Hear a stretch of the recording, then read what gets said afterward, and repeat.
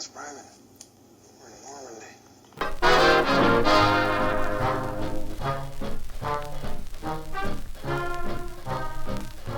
Welcome, everyone, to the We're Not Lost Private podcast, episode 24. I am your host, Joe Muccia, and I've been looking forward to bringing this particular episode to everybody ever since I unveiled the first version of it several years back on Paul Woodidge's World War II TV. I had the pleasure of taking part in his 14 or 15-hour live stream marathon on the D-Day anniversary. I got to speak about Holdy and the battery there and the fights, the multiple fights that went on to take the battery that morning. And I found that I kept finding new information out that kind of illuminated it just a little bit more, added a little bit more detail, and I really think it's a very interesting fight. I won't call it a battle because it's more of a localized fight rather than a larger set piece battle. But in this case, when you look at it, it's not unlike the Brecourt Manor fight. Only there are several different groups of paratroopers that take part in the fighting on the Allied side from different units, and it goes in stages as well. It's not one. In the case of Break, where everybody who watches Band of Brothers may seem to think it's only about a 15-minute battle. It's several hours long. In this case, Holdy's much the same in that it takes several hours to completely subdue the position. And it again, it's a very interesting fight. A number of the personalities that are involved in the fighting are unique and within the broader spectrum of the 101st Airborne. And also, I had the pleasure of talking to one of the participants several years back before he passed away.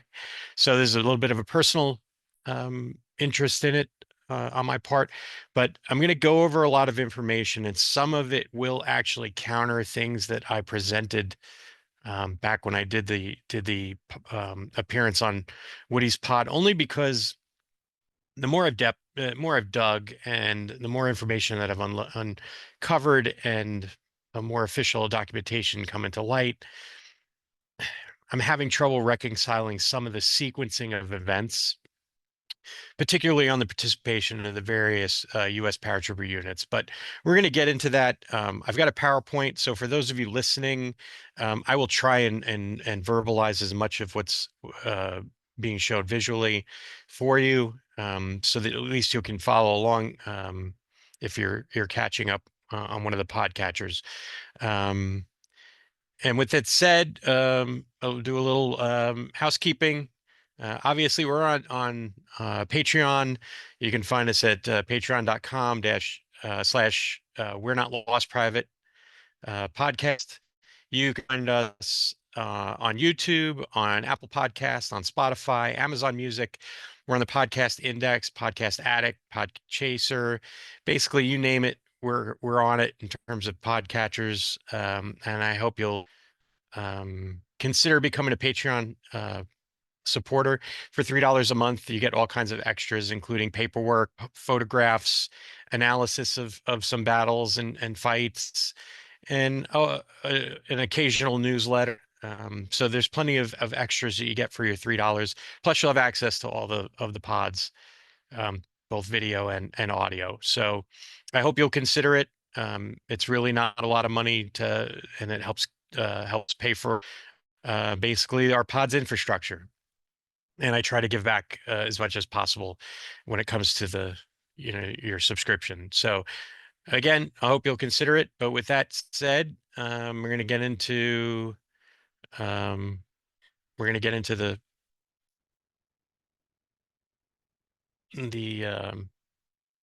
PowerPoint. So bear with me as I work through this.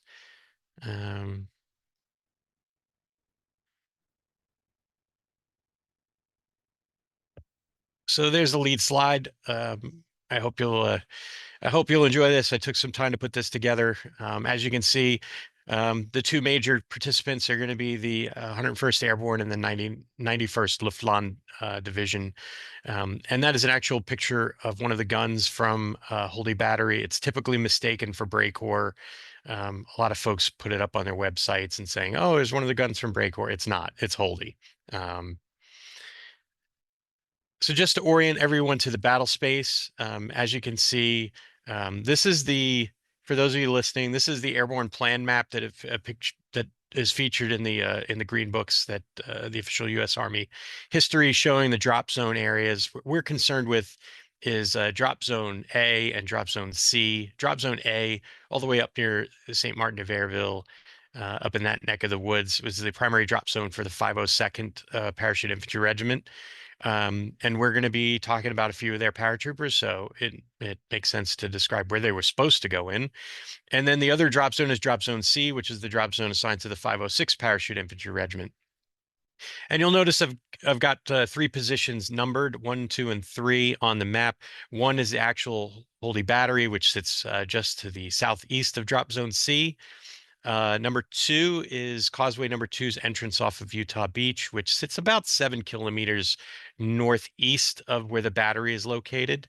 And then you have Sainte-Marie-du-Mont, which is the closest town to the battery, which sits about a kilometer northeast of the battery.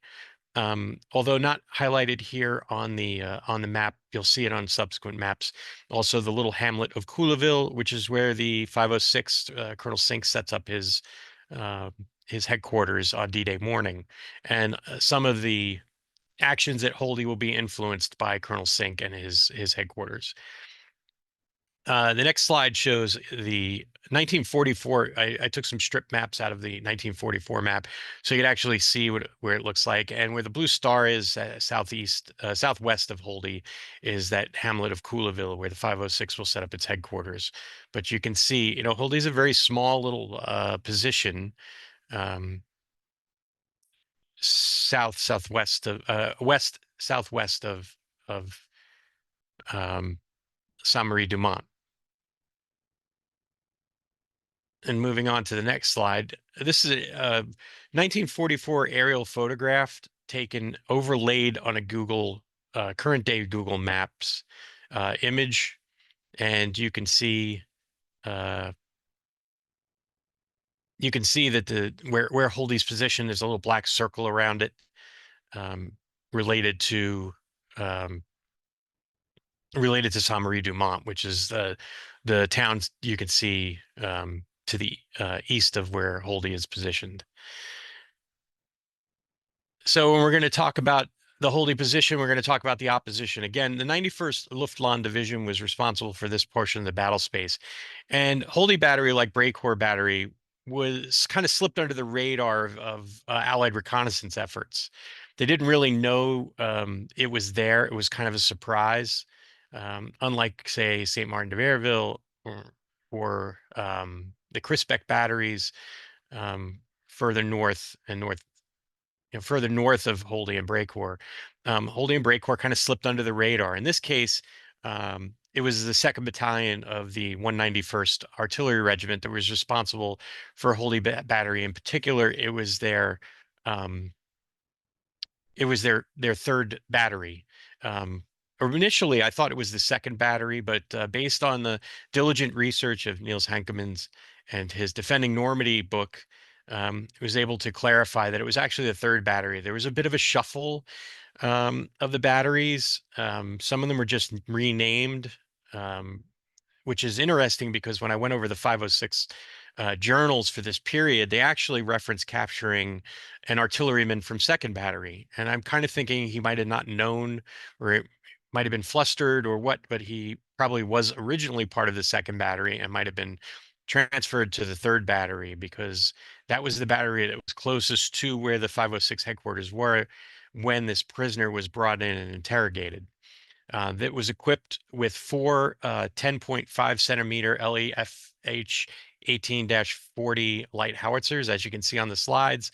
Again, those 2 pictures are pictures from the actual battery. The one on the right was shot by Joe Pistone, who was a trooper in Fox Company, the 502nd, who I had the pleasure of talking to about his time in 101st, in particular on D-Day and the fighting around Holdy. I'm backing the slides up once. This is a trophy up at one of the Canadian military installations. This is the same type of gun that was at Holdy Battery at the time of D-Day. So D-Day morning, or D-Day evening, or the night before, as the 506 and the 502nd are preparing to go into Normandy. Obviously, the units are parsed into serials and assigned aircraft from the different troop carrier groups and squadrons. The 502nd, specifically the 2nd Battalion of the 502nd, was part of the 7th serial, which was going to be flown by the 438th Troop Carrier Group. And their time over target at drop zone A was supposed to be 0050 hours, so very, very early on D-Day. Now, the other unit of concern when it comes to Holdy is the headquarters of the 1st Battalion of the 506th. They were assigned to Serial 11, which was also part of the regimental headquarters and the 1st Battalion in its entirety. And they were flown by the 439th Troop Carrier Group, and their time over target at drop zone C was supposed to be 0114 hours. And just for reference, sunrise went at 0558 hours British double standard time, which would have made it 0358 local, and which to me that it will wreak havoc with the timeline. Now, for those of you viewing this on YouTube, you'll see the two tracks of the aircraft coming in. Those are estimates based on descriptions of the landings from the troopers from those sticks. So they might not be completely accurate, but I think they are based on the landing positions and subsequent actions of the paratroopers that were on those sticks.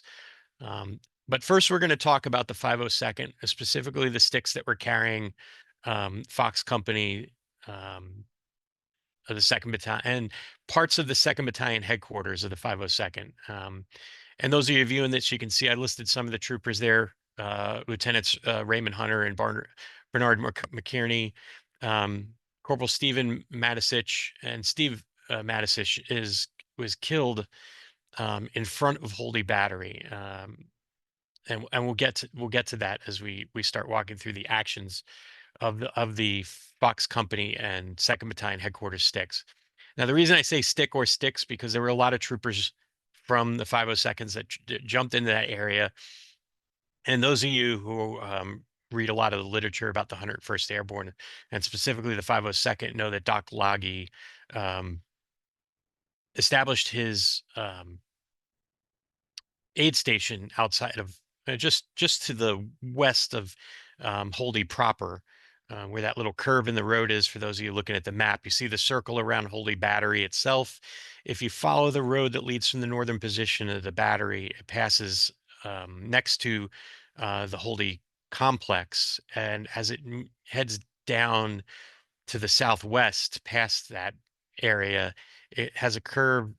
It also continues south, and then it has a curve there, and that's where Doc set up his aid station, and that'll come into play later on. But again, these men were all jumping from part of either stick or sticks. Although I put one stick there, it could have been two based on the amount of troopers that land in the area. And you also have, as I talked about before, Joe Pistone, Ben Schaub, who will play a big role at Holdy. William Carberry, who is the platoon radio operator. Most of the riflemen came from 3rd Platoon of Fox Company. Carberry was their radio operator. Ed Floyd Baker was the 3rd Platoon medic, and Mike the Cat Milensenko, John Haramchek, Ed Jacobson. Lawrence Welsh was the Fox Company operations sergeant. He was also in the area. He makes an appearance at Holdy later after the battery is taken the first time. Now, and I have some theories about what happened at the battery. Because it was so early in the morning, I believe that the battery wasn't fully manned. And the reason I say that is if you look at actions around, say, the WXYZ battery, or the WXYZ position, those German artillerymen were all eating chow when Harrison Summers and his group of his little threesome, concluding himself, showed up and started taking the fight to them. I think what happened is the battery was probably partially manned during the early hours of the evening. And the rest were probably either at their billets or getting chow, but they weren't on the position. And the reason I say this is because once Ben Schaub completes his monumentally brave action of sweeping the battery trench line basically by himself with walking fire, and we'll get to that shortly, but um, Joe Pistone told me that they had a camera and they had divvied up the film amongst the different men in the platoon, and they were able to take about 8 rolls of pictures. And a lot of these ended up with Mark Bando and Michel Detrez in Normandy. But I have a bunch of them that Joe sent me as well. And the amount of dead Germans on the positions in the pictures do not equal a battery worth of artillerymen. So it's my theory that the battery, when the Fox Company troopers show up, is only partially manned at that point. And so if you're looking at this on YouTube, you can see the blue dotted line that goes from east to west, um, and it's sort of at a 90-degree angle to the battery position itself. As they move towards the battery as a group, this includes Pistone and Carberry and Floyd Baker and Ben Schaub, um, they move past Steve Matisich's body. And I spoke to Joe about it. And here's the other thing that troubles me, because I don't think that the headquarters of the 1st Battalion sticks had dropped just yet. Because when I talked to Joe about if he saw anybody get hit or he saw anybody killed, the only one he ever referenced was Matisich. He never referenced any of the 1st Battalion 506 men who were killed on the battery. So this tells me that Stephen was probably killed by the men that were manning the battery at the time when they showed up. But um, the second flight, which had almost 25 minutes before it got there, um, before those men dropped. But I think they might have been delayed and didn't hit the drop zone on time. And the reason I say that is because by the time the actions are complete by the Fox Company guys, they stand around and take pictures and look for souvenirs. And it's getting pretty light out. And again, sunrise wasn't supposed to be till like almost 6 in the morning, British Standard Time, 4 in the morning local time. So to me, there's like this huge discrepancy in times about what happened. But anyway, as you can see on the graphic, by the time they hit where number 2 is, Joe actually surprises a sentry out at that position and kills him. And they know where the battery is by this point. They can see the guns. They're that close. And once he kills the sentry, they notice movement in the trench line. At that point, Joe didn't really talk too much about it. He seemed like he was pretty disturbed about Matisich being killed, because I read the IDPF file for Matisich, and it said he was shot in the head. He was hit in the head, but Joe said he was riddled with bullets. Um, so I can only assume that seeing their buddy killed enraged them, and particularly Ben Schaub, because he climbs over that hedgerow that's at that corner of that northern corner of the battery, and he essentially walks down the battery trench line, shooting the Germans, almost like he's on a rabbit hunt.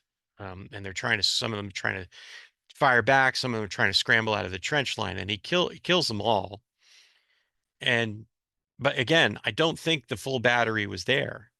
I think it was basically whoever was guarding the position at that point, while the rest of the battery was probably eating morning breakfast. But the men from Fox are around long enough where they can spend some time, like I said, taking pictures and looking for souvenirs. And at some point they step off. But I'm going to show a few of the pictures that Joe had sent me. You can see Floyd Baker, and again Joe and Ben Schaub and Milensenko and Baker and Schaub. And again, you can see it's fairly light out, although I think the second picture wasn't taken near Holdy. But the other ones obviously are, because you can see the cannons in the picture. And then these are near the trench lines. in the Holdy battery. And again, you can see some of the German casualties on the ground in the left-hand picture. But again, it's just my theory. I don't think the entire battery was there. But at some point, those men move out, and the stick from the headquarters company of first the 506 flies over, and most of these men are part of the 81 millimeter mortar platoon. And when they jump, they literally, that stick straddles the battery. Um, Clifford Halstead lands in the trees on the eastern side of the battery, and he's shot. And his IDPF says he was shot in the head. And apparently, at some point, the Germans went to check his body and found a cricket, and they were actually clicking the cricket at some point because Richard Brinkley and Barney Becker, who drop west of the battery, not only do they hear the screams of at least one of the men being killed, which we believe was Lawrence Dickey Doyle, they can hear this clicker being clicked afterwards.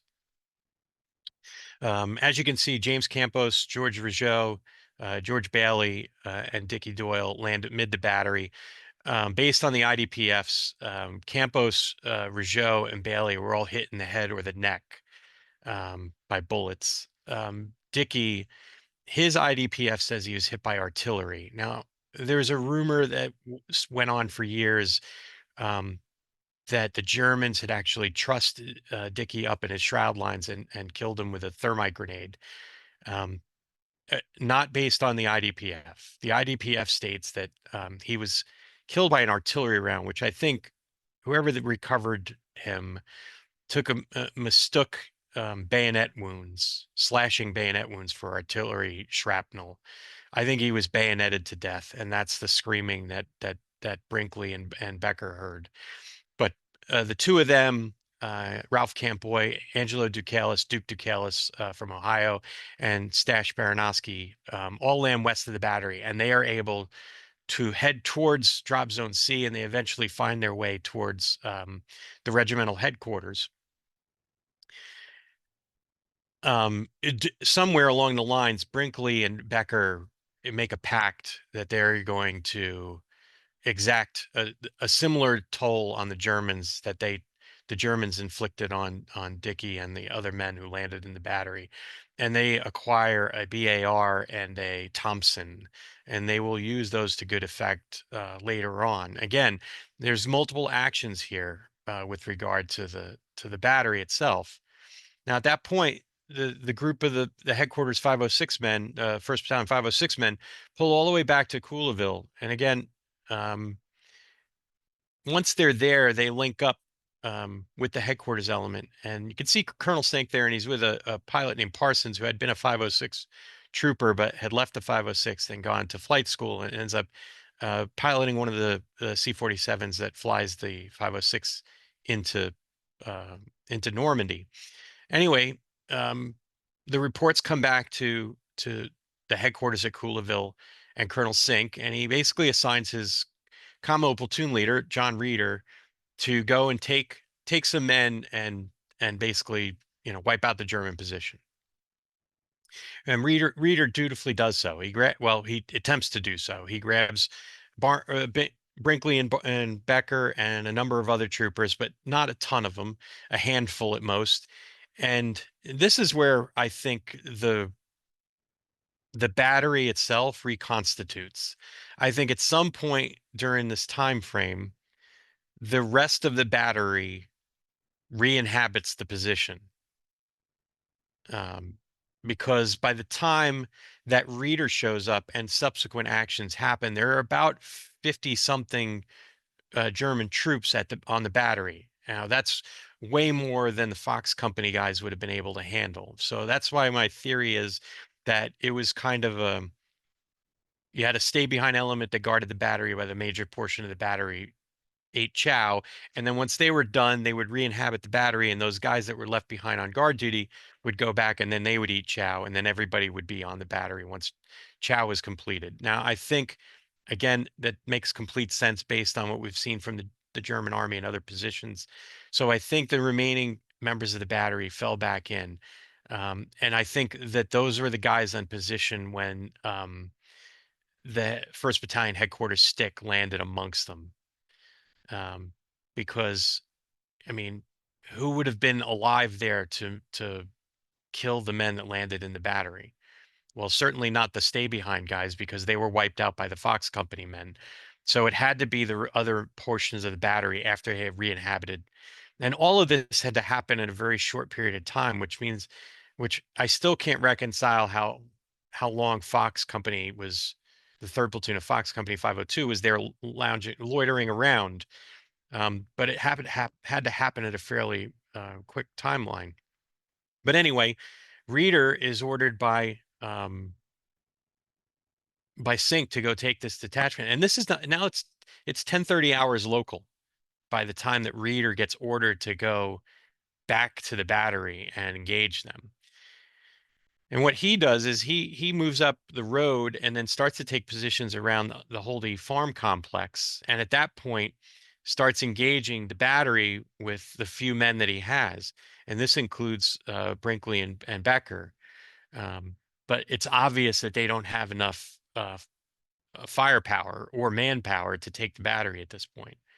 So Reeder withdraws and heads back to Couleville and reports back to Colonel Sink and basically tells him, hey, sir, this is not going to work. I don't have enough men to do this. And again, this takes place over several hour period because it literally takes till about 13:30 hours for him to gather up enough troops, including C Company troops, 1st Battalion headquarters troops, to gather enough men to go back and attack the battery again. But by this time, they've got enough men to do the job. And it falls on the shoulders of Captain Knut Radstein, who commanded C Company of the 506, and Captain Lloyd Patch, who was the headquarters 1st Battalion 506 commander. So these are Patch's men who have been killed on the battery. They formulate a plan. They're going to do a double envelopment. So Patch will remain at Holdy proper with the supporting fire elements, and Nut Rodstein is going to divide his forces into two, and they're basically going to form two pincers that are going to attack the battery from its flanks, while Patch and his force provide the covering fire. Now, initially, when they deploy forward, you'll see the number 1 there on the um, on the graphic. That signifies not only Captain Patch, but his force.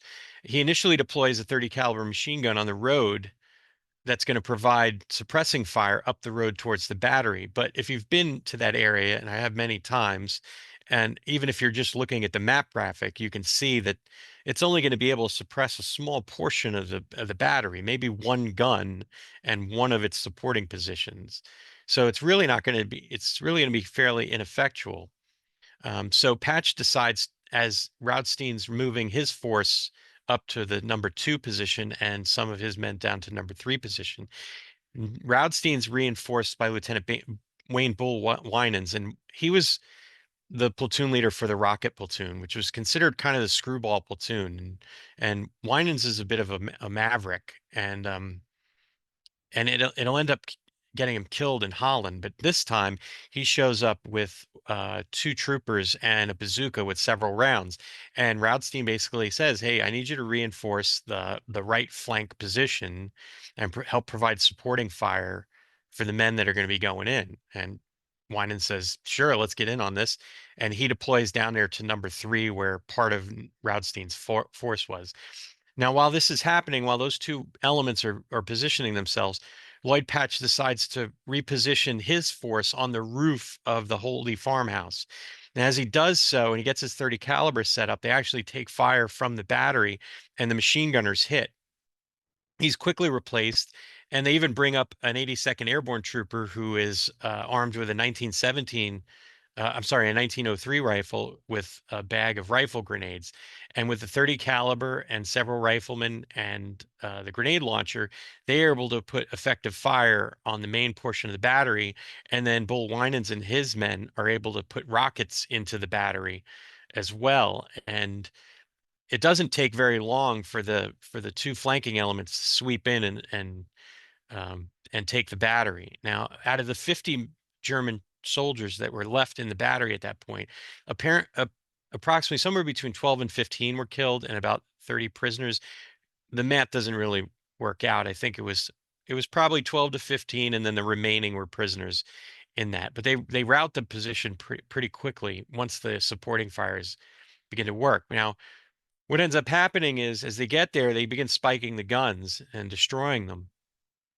But word comes back from Colonel Sink, who realizes they don't have any supporting artillery, not to destroy the guns. So they actually are able to save one of the guns, and that's used to fire on the church tower in Saint-Marie du Mont, which almost kills Buck Rogers, who was a trooper in I believe he's the first sergeant of Headquarters Company, 1st Battalion. He had been up in the bell tower trying to spot the Germans in the town itself. Um, and as those of you who have done a lot of reading or a lot of paying attention to the Norman campaign, you realize that the Americans tended to shoot the steeples off of the churches because, and the Germans did as well, because both sides used them as forward observer points for artillery and naval gunfire. So it made complete sense that they would take a pot shot at it. There's a famous picture, if you've ever traveled over there, in the church itself. Um, and it's signed by Maxwell Taylor, who apologized for the damage to the church, and they end up helping to replace it and repair it. But again, it's a small fight. It happens over the course of, let's just say that the men dropped when they were supposed to drop. So 50 hours for the first stick to land nearby. By the time the battery is finally subdued, it's 1330 hours, probably 1400 hours on D-Day. So basically, you have almost almost 14 hours of fighting in and around that battery. I mean, not continuous, but it over the course of 14 hours to subdue the battery. Um, and again, this battery had not been identified in previous reconnaissance effort before D-Day, so it was a bit of a surprise for the troopers that happened upon it. And again, it's a shame some of the men were killed so savagely and without it, even like in Halstead's case and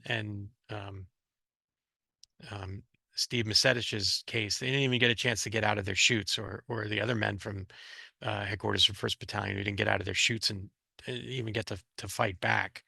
But in both cases, men from their units avenged them later on. And those of you who are interested in seeing more of the pictures that Joe Pistone took, you can find a lot of them on various social media accounts. For our Patreon subscribers, I'll post a bunch of them up tomorrow after the pod goes live. So if you want to go take a look at them, you're more than welcome to. For those of your Facebook friends, the previous version of this, before I had a chance to relook the timelines, is on my Facebook page. You just have to do a search for Holdy.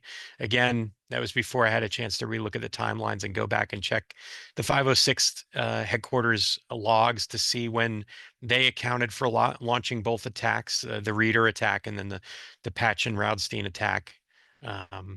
Again, just a very intimate, small unit fight. That had again a lot of unique individuals that were involved in it. Everybody from Joe Pistone and Ben Schaub to Becker and Brinkley and Dickie Doyle, Patch and Raudstein and Winans. I mean, all these guys. A lot of these names will be very familiar to folks who follow the 101st Airborne and the 506th and the 502nd. Like I said, I had a chance to talk to Joe Pistone before he died. He was from Yonkers, and he found out my parents were from Brooklyn, and I was from New York. He was more than happy to talk. And again, speaking with him, he didn't refer to any other troopers being dead on the position once they swept through, which makes me think that there was definitely a time lag between when the Fox Company sticks jumped and when the Headquarters of 1st Battalion 506 jumped. because he made no reference to any airborne paratroopers, dead paratroopers in the position, only Misetich outside the position.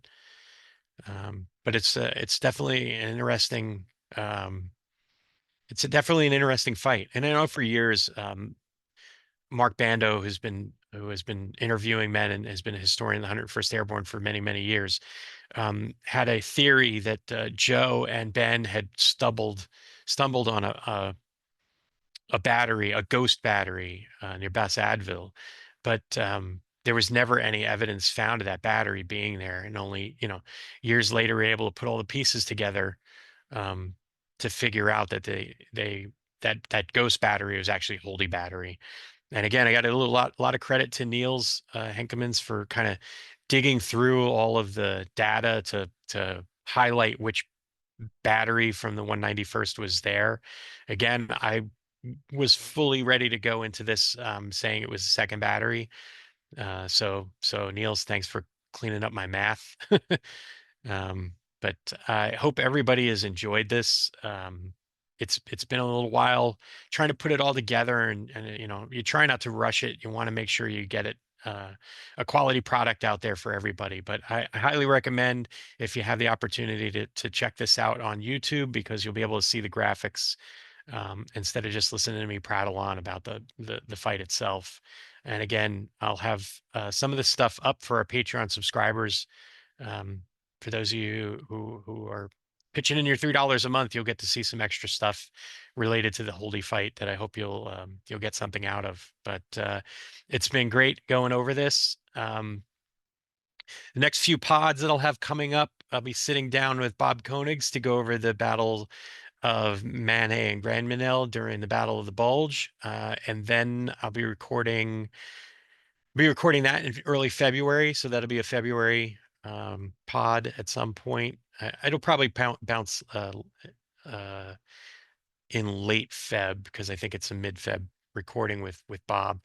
I will be recording at the end of the month with Joe Hook and Edwin Popkin on the Operation Pegasus, and we're going to kind of attack this from 3 different angles. We're going to look at the British airborne portion of it. We're going to look at the Dutch resistance portion of it, and then we're going to look at Easy Company's role in it. We're going to dispel some myths, but we're also just going to try and illuminate some of the other heroes that were involved in those in that action, and that's probably going to be the early February pod drop.